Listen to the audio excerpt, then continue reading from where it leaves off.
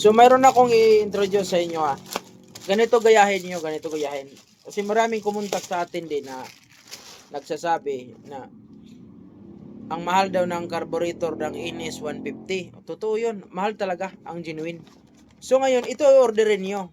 Makapag-order kayo nito, dyan sa my yellow basket, i-click nyo yan. Itong Roser 180 na carburetor.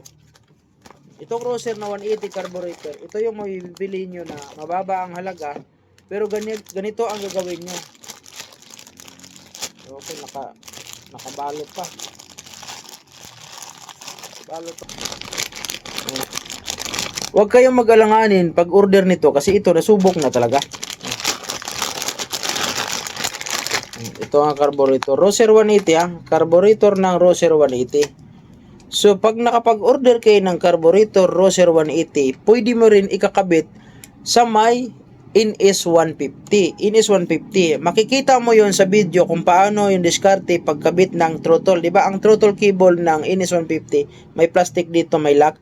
Panoorin nyo to paano ginawa.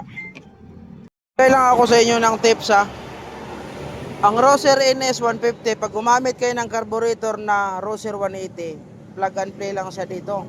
Pero dito sa ang gagawin nyo, katingan nyo na lang para pumasok siya dito. Ayan, maganda yan. Okay, hawakan mo. Pigahin ko.